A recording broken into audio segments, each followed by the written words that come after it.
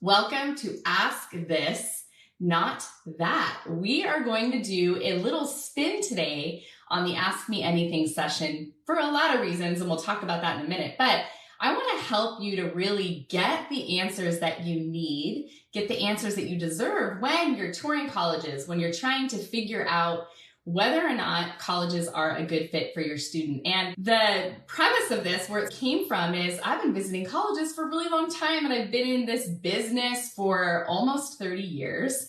And there's so many times when I'm sitting in information sessions or I'm watching the chat on a virtual session, and I love that parents ask questions. I love that students ask questions.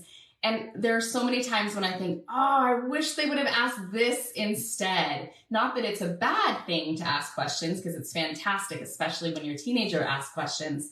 But I think there is a better way for you to think about what it is you really want to ask colleges in order to get the information. So here we go. So what I'm going to start with is to tell you that you're in the right place if you're a parent of a high schooler. My events and my presentations are really for parents, because I found that yes, there's a lot of information out there, and a lot of it does go directly to your teenagers, and you're pushed to the back seat and they can handle it. And now, especially that I'm a parent of a college freshman as well, I can tell you that you have a rightful place in this process. It's a huge investment, and I want to make sure that I am serving a really important population in this, which is you, parents of teenagers. So you're in the right place if that is you. The second thing that I want to know from you is you're probably here for one of three reasons, maybe all three reasons. And I want to go over this with you. And if number one applies to you, put a number one in the comments. If number two applies to you, put a number two or number three. So here we go. You might be here at this Ask This, Not That session because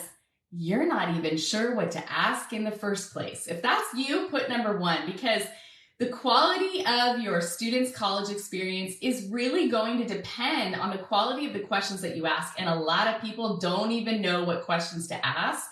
And I get that. So if that's you, put a number one in the comments right now, even if you're watching it on the replay. Number two, you might be here because you know what your teen or your family needs, but you're not quite sure who to ask. You might know that your student really needs a single room, but you're not really sure who do you ask that to. If that's you, put a number two, because that's super common. I get that all the time. And so if that's you, you're in the right place. Number three, you might be a parent that you're super on top of it. Like you've got your list of questions, you've got your Excel spreadsheet, everything is all organized. But you want to make sure that you're elevating those questions, that you're asking it in a way that's going to get the answers you deserve. If you are the parent, you feel like you're in this stage where you're thinking this: what should I ask colleges to know more about insert whatever there? Or who should I ask if I want to know more about? If that's you, put a number three. If you're 1 to 3, let me know that as well. And I think that's super important for me to understand. It also helps me when I'm creating more events and more content to sort of know where you're at. We got 30 minutes. I cannot cover for you every single nuanced question that you need to ask on campus. And a lot of it is really personalized. This particular event is focused on what I like to call stage 3 and 4 of college list building. There are 4 stages in college list building. I have an entire fabulous masterclass that I do at the beginning of the year. And what we've done is we created a 2 minutes college list building quiz that's going to help you to understand what stage you're really in. Because a lot of people think they're in stage 3 or 4, and you'll learn about the stages if you take this quiz, but they're really still in stages 1 or 2. So we're going to focus today on the stage 3 or 4 piece, because that is super important for the people who you already know what the non-negotiable factors are that you're looking for in a college. You've already done my Hunt for the Perfect College activity, which is a great card sorting activity that helps your family and your team to figure out what 5 factors are the most important when you're looking at colleges. We do have the Hunt for the Perfect College card sorting activity still available. We put it back on just for today. So make sure you hop on there. If you haven't done that yet, you can grab it. And then it comes down for 2023. Once you get your hands on it, you can still use it. It's just if you want it, you need to get it today. We're going to focus more on this whole notion of once you figure out what to ask, or once you have an idea generally of the categories that you're looking for, What are the best questions to ask, and where should you go to get that information? I want to start with these overarching points that I think are really important. And it's really to give you some food for thought to help you to think about how do you become a better question asker. The first thing I have to tell you is you have to know a lot about your student before you start visiting colleges. Yes, you can use college visits to grow their awareness, but your students' own self-awareness and what they want to know, what they want to figure out is really, really, really important. I always suggest that you think first about what few factors, 5 or 6 factors are really important in the selection. And then from that point is when you start to formulate the questions. Because here's my sort of overall beliefs about this. The best questions are the ones that are based on your values. You might have a question that you want to ask that I would never in a million years ask for my own student because it doesn't apply to me, because it doesn't align to my values. So you have to really get clear on that first and help your student to articulate that. We do a lot of that in my college admissions course, the admissions formula. It's a 10-week program for parents. We're launching it again for the 10th time in the new year. So make sure you get on the wait list for that. The best questions to ask are always going to be values-based. And then the second thing that is super important is this. Good is subjective. It is very subjective. So I get this question all the time from admissions formula members. They ask things like, how do I know if their biology program is good? How do I know if their housing is good? How do I know if this or that is good? That's a great question, but you have to get clear first on what is good for your teen. We're going to talk about that today because good is very relative to your experience. Good is very subjective. So we're not going to be talking about any questions that ask, is this good or is that good? Because those are not the questions that you should be asking.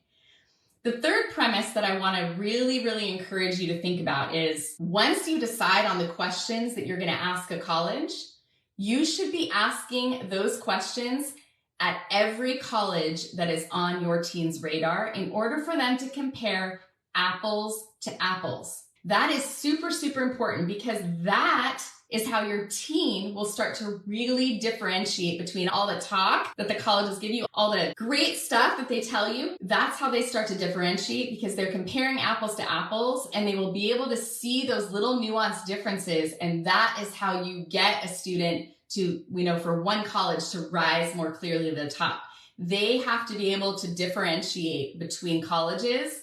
And the way that you do that is ask the same questions at every college. That's a big tip and it's really important. It's something that made a huge difference in the end with my own child, my college freshman, when we were making that final decision. We started to compare apples to apples. We were able to see those nuanced differences. And that's what ended up making the final selection somewhat easier. That's the third point overarching I want to make. And then the next thing I want to say is, you can't just trust the tour guides. You can't just trust the students that are giving the tours. Not that they're not trustworthy, but they're trained. They go through training and they're given a lot of questions and they go through these role modeling things. There's a training that usually goes along with this. So you have to make sure that you or your teen are asking a variety of people on campus the same question. That's really important. And the biggest piece of all with the who to ask, go to the source. And I'm going to give you some examples of this really clearly as we walk through some of these categories and questions to ask. So let's go ahead and dig in. What I want you to do right now in the comment is I want you to tell me, first of all, what grade level or levels your teens are in. So are they 9th graders, 11th graders, 12th graders? What grade level are they in? I want you to drop that in your comments. Again, also if you're watching on the replay, communicate, get that in there for me. And the second thing that you can start doing now, I may not answer it right now live, but I will go back later and read through the comments, is if you specifically have what should I ask if I want to know more about? Whatever it is. What should I ask if I want to know about fill in the blank? Pop that in the comments. Or if you're at that stage where you're like, who should I ask if I want to know more? Drop that in. I'm hoping that I'll get some of that conquered for you today. But if I don't, I will go back and I'll make sure that I answer as many of those as I can. So what I did is I went into our Straight Admissions Talk for Parents Facebook group. All of you should be in there. If you're not, you got to get in there. And I put down a bunch of different categories of things that a lot of parents want to know things about when they're visiting campuses or finding out about colleges. And I asked people to say, what is the number one thing that you want me to talk about in this session today? And these are the 3 things that rose to the top. Housing. Super important. A lot of people wanted to understand more about questions they should ask for housing. Let me say this as a caveat. If you're thinking, I don't need to think about that until they make their final selection, do not make that mistake, my friends, because housing affects cost. It affects the overall cost of college. And housing can absolutely affect your teen's happiness factor, which we're going to talk about. I believe housing should be on everybody's radar, and that's something that was glaringly obvious with my own college freshman is now looking at where she landed. People wanted to hear about housing. They wanted to hear about what questions do you ask when it comes to community, sense of belonging, and people wanted to know more about how do you gauge the happiness factor, like how happy are these students, what questions to ask. So that's what we're going to cover today. In my brainstorm of this, I will tell you that this can absolutely turn into an entire workshop. And I'm heavily considering that. If that's something you're interested in, let me know. It would be a small paid workshop that I'm thinking of doing to help those parents to really dig in. That's what we're going to cover today in the next 30 minutes. This is not an all-inclusive list of questions, and we're going to stick with the basics, but not the basics. We're going to go beyond the basics, but I'm going to give you just the main things that I think you should touch on. So let's start with housing. Most parents, they ask this question. A lot of parents ask this question. Is freshman housing guaranteed? Super important question. Totally get that. And I believe it's a good starting point. But we got a problem with that because you need to dig under the surface a little bit to really get the scoop on housing. So these are some of the questions that I would absolutely be asking instead. And you can come back and rewatch this or write them down, but you want to take notes on this. I believe that try not to do yes or no questions in any sort of scenario because you want to get as much information as you can. But here's one of the main questions or things you need to find out. Describe the housing situation on campus. When you ask that question to a variety of people, when you ask it to the tour guides, when you ask it to other students on campus, when you go to the housing department on campus, you should do that. It's really important. Go to the source. That's an example. Ask that question for them to describe the housing situation. Is it overcrowded? What is it like for the students in the first year? Ask that question because just asking if it's guaranteed, sure, it's guaranteed. Yes, we guarantee freshman housing. But guess what? Some of those students are housed off campus in hotels or motels that have been turned into dorms. Some of them are housed a half a mile off campus, and the only way to get there is by bike. Find out what is the housing situation, what does that look like? And really important, is housing a lottery or first come, first served? This is huge. And this is how this plays out. For the places where housing is first come, first served, what they might do is they might offer housing in order of the deposits, when the housing deposits were received. And here's the catch. At some colleges, they will allow you to turn in the housing deposit before you officially declare your intent to register. That's a little strange, but that's how it works at a lot of places. Now, some places will let you do that. They'll let you turn in your deposit and it's not refundable. You got to ask that question. Is the housing deposit refundable, and up to what point is it refundable? Got to ask that. Some places it will be first come, first served, but it's really more of a free-for-all during that time period because they get an assigned time and they have a specific amount of time to choose their dorm, and then it opens up to the next spot and the next stop. So it's like stressful process. The questions you're asking are, is the housing deposit refundable? Can I submit the housing deposit before we submit the student's intent to register? So those are important questions. Those are the on-campus things that you want to really understand. And I highly suggest you go to the housing department. And time for a little personal story on that. My daughter and I went to the event that's always in April with Come, Let's Woo You Senior, because we want you to pick our college. It's those open house days that take place in the spring that are usually for admitted students, those admitted student days. We went through the tour and we went through the information session. It was that final getting the lay of the land.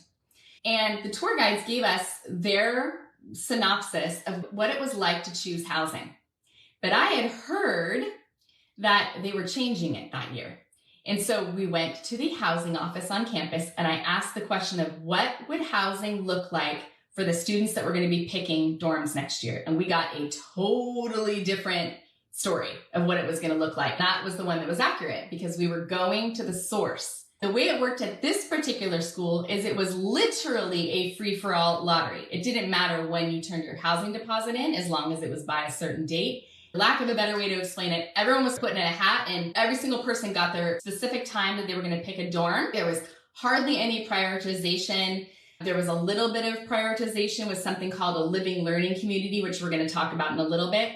But students literally got their time and they picked the building, the floor, the hall, and the bed. They had that much leeway of what they were going to pick. Can you imagine how stressful that was for students?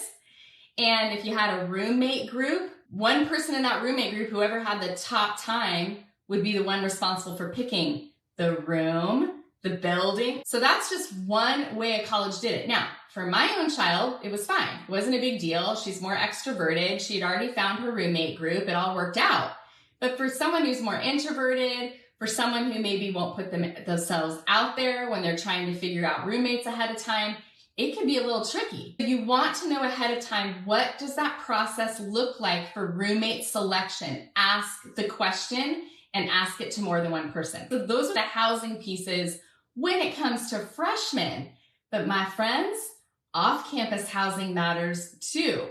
You need to ask this question. What percentage of non-first year students, what percentage of returning students get housing in their second year? You need to ask that question. This particular school, some years it's 30%, meaning 70% of the students need to find housing somewhere else. And that leads me to the next question. What is the going rate for rent in off-campus housing close to campus? You have to ask that question. Within walking distance or easy transportation distance, what is the going rate of rent? That can completely skyrocket your cost of attendance. Completely skyrocket. You have to ask those questions. Those are the pieces that I would cover when it comes to housing. And again, I believe a lot of that stuff is going to affect cost of attendance, happiness factor, all of these other things. So if you like that and you feel like you're going to use that, do this, because I want to know that you want more of that. Community. We're going to talk about this whole notion of community and sense of belonging because it is absolutely the most pivotal, most important, most underscored thing you need to focus on when it comes to the fit of a school. If your student does not feel like they belong, they are not going to go back to that school. Sense of belonging. So let's talk about this and break this down for a little bit. The very first thing that you need to do, that you and your team need to do, is you need to really shine a light on this with your team. What brings them a sense of belonging now? What are their values? What are their interests? When do they feel home? When do they feel that great sense of belonging? It's so incredibly important. If they don't know now how they're going to figure that out then, it's going to be really difficult for them to find a good fit. You want to shine a light on that because those are the comfort zone questions that I talked about in my Facebook Live last week about rethinking fit. Your students need to start with asking really good questions for themselves. And that's where the Hunt for the Perfect College activity does come in. So let's clarify the goal again here. You want your student to find a sense of belonging. So first, you need to consider how friendships are formed in college. How are they formed in college? Friendships are formed over usually shared interests, values, or beliefs. Interests usually to start. That's how your teens are going to find their people, is over a shared interest. If the goal is for your students to find their people, that's how I look at a shared community and sense of belonging. You don't want to be asking questions like, let's say your student's involved in soccer, do you have a soccer club? It's not, do you have a soccer club? The question is, How competitive is the soccer club? Do you have a connection with someone in the soccer club that I can talk to? How might I get more information about soccer on your campus? You want to be asking those types of specific questions, because it doesn't matter if a college has the organization, like it's, oh, we have a soccer club. What matters is that students participate in it, they enjoy it, it's something that they like to do for fun. You have to get all of that information. Same with, do you have organizations that support my LGBTQ student?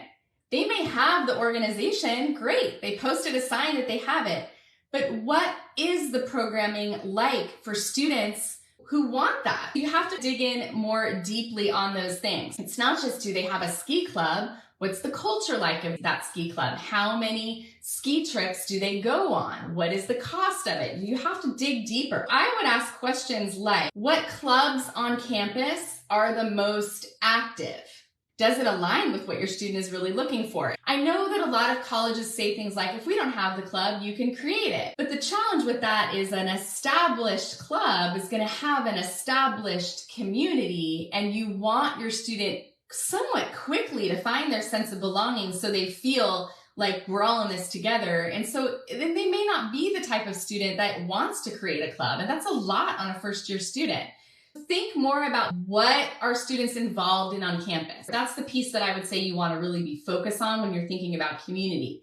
The next part of that isn't really question to ask. It's encouraging your students to check the Instagram and the TikTok sites of certain clubs, because that way they can see, what does it look like on a daily basis? What are the activities that the students are doing? Does it look fun? Does it look like something I'm going to be involved in? The second part about finding sense of community that maybe isn't necessarily connected to shared interests, it might be, but I want you to think about that. You really need to think about what is going to make a college feel smaller to your team. This is super, super important. I thought about this a lot because my own child was looking at colleges that were large, that were pretty big, that were over 16,000 undergraduate students, big schools, and community is formed in smaller groups. So you want to think about, how does the college, the big college, any college, how does a college make itself smaller? How does it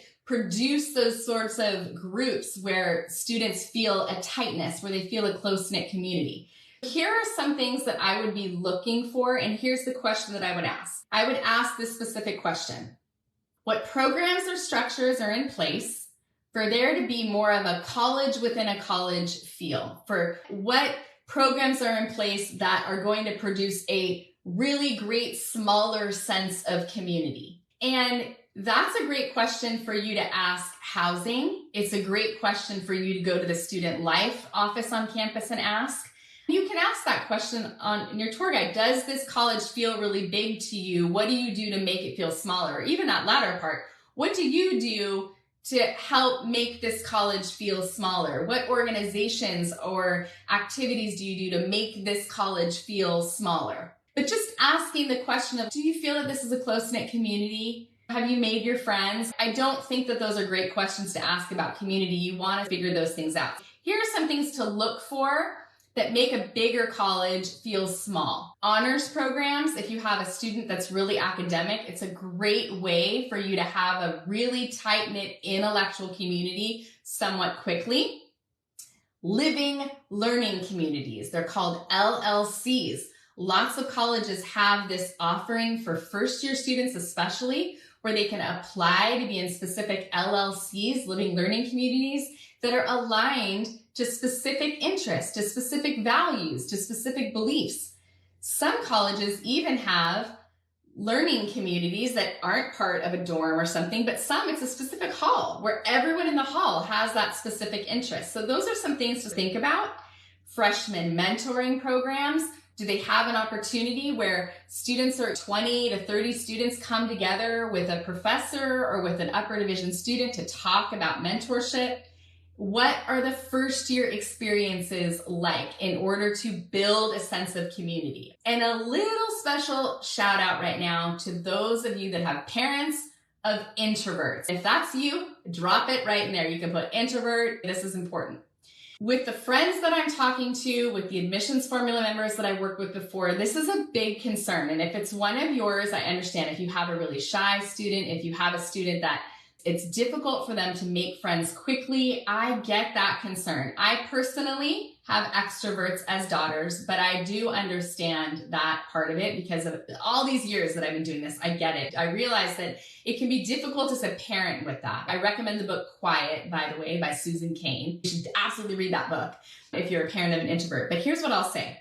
What's really, really important for parents of introverts is for you to think about how are they going to find their people quickly? How are they going to find their people quickly? And I found that you may want to be looking for schools that have a really strong freshman orientation program that takes place before classes start. So some colleges will offer a first-year experience that might be extra money for them to go on a camping trip or for them to do something that's aligned to hopefully one of their interests, where they can very quickly meet a group of people and hopefully connect to a couple people in that group.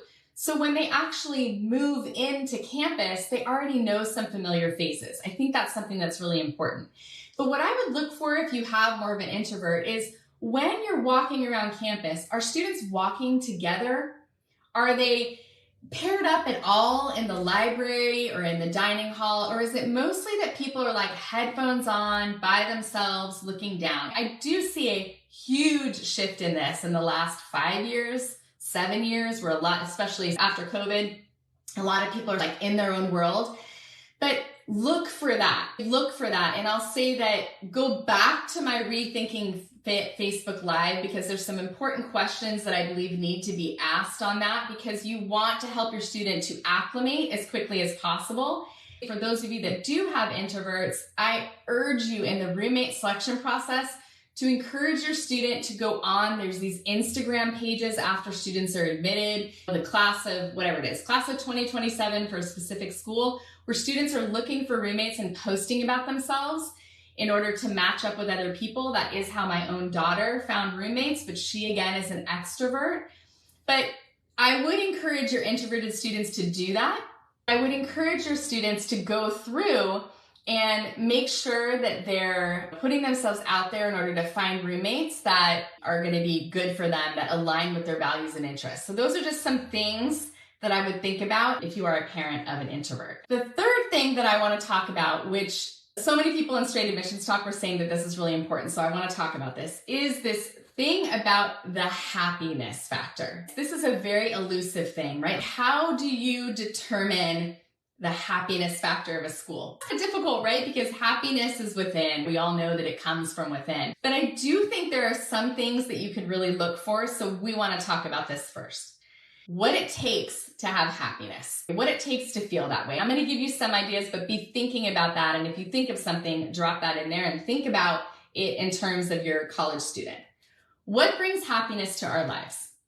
Shared experiences, the ease of finding a community. I know for adults that can be very, very difficult finding friends when you're older, but shared experiences, the ease of community building, finding your people. We find that that social part is important. Support when times are rough, because it's inevitable that your students are going to struggle, even if you completely find the perfect, absolute perfect fit colleges for your team. They're still going to struggle. So having that place where they can get support is really important. And this, I think, is important, and it's huge, and it's something that the Making Caring Common out of Harvard, they just did a report on this, and they talked a lot about what's happening right now with Gen Z, the 18 to 25-year-olds. Having a sense of purpose. I did not say having a passion. Notice there's a difference. But having a sense of purpose. Why am I here? Why does this matter? What matters to me? What do I want to do right now? What purpose do I have right now? What do I want to do that makes me feel fulfilled? These are big questions. These are hard questions, especially for students that lack some of those self-awareness skills. We have to shine a light on this. When I think of sense of purpose, and this again is a very values-based sort of discussion. When my own daughter and I were talking about this and we were looking at colleges, and we were deciding in the end which college would rise to the top. It was actually a very individual thing for her. I had already given all of my 2 cents and what I thought about everything, but I wanted her to make the final choice. What rose to the top for her was she wanted the freedom to explore a really wide variety of interests. And that I thought was really interesting. And I've done this whole thing recently over on my Instagram related to curiosity and related to the importance of allowing our students to quit things, because I think we always tell them to stick it out and then it squelches their curiosity because, well, I guess I have to do this forever. But what she kept saying is, I know what my current interests are, but I want the ability to continue to be curious, and I want a college that's going to give me that freedom to explore. That's inevitably where the end of the final selection was made once she realized that was really, really important to her. When you're thinking about that happiness factor, it is such a values-based question, but you have to think about what makes your student tick right now, what gives them that sense of community and belonging, and what's going to give them that freedom to try new things. Because there are some colleges where it's still all about box checking. You have to take these classes on this timeline. You can't sway from that. You're not able to take a lot of classes that aren't aligned to your major. There's a lot of places that have such structure in it, and it may not be a good fit for your student because they feel like they're constantly on this, like, keep going, this treadmill. Here's some questions that I would think would really help to assess the happiness factor. There's some guides out there that they give you the happiness factor score. Most of those are based on one simple question. I don't love the question unless you're asking a wide variety of people, but even then it bothers me. But a lot of people say, are you happy here? Are you happy at this school? And I don't think a lot of people are going to be honest about saying really what makes them unhappy. I don't believe that that's a great question to ask. So what I would actually ask instead is, what do you love about your school? What do you love about it here? I feel like that's so open-ended that it helps people to really have the freedom to express whatever it is they want to say. So what do you love about your school? And then with that, I think you should also ask these questions. What are your professors like? If you're getting an overwhelming, I don't really know my professor, I've never met my professor, or they assign a lot of work, you need to ask that question of what are the professors like? And I would also ask a wide variety of people, what is your major and what is your workload? Because if your student is constantly just doing work, working for the midterm, working for the final, all tests, go, and they don't have a lot of freedom to explore, the downtime, that does not produce a lot of really happy students, because happiness, I very firmly believe, is about balance. It's about having the intellectual things you enjoy, the emotional things that keep you healthy, the social things that help you to maintain connections with other people. And if it's so lopsided on the academic part, there's going to be a problem. You can look on the college conversation page. We could do an entire session just based on the mental health questions to ask, which I've done already, so you can look for that. But making sure that the students are really asked, what do you love about this place? I believe it will really help. And I like to stay positive instead of saying, what is something you would change about this school? I worry a little bit about that question. I think that it might shine a light on some of the things your student needs to think about. It might be a question that a parent can ask. I would be careful about asking those questions in front of your teenager, because I think it's important for them to really focus on the things that work, the things that they enjoy in the process, and that keeps it all a lot more positive and doesn't help them to develop like more fears, more things they're worried about. So we talked about 3 things. We talked about housing, questions to ask. We talked about how to help your teen find a sense of connection and belonging, what questions to ask. And we talked about the happiness factor, what questions to ask. There is a lot more that you absolutely need to think about when it comes to the best questions to ask. And my 10-week college admissions course program, the admissions formula, is relaunching for the 10th time in the new year.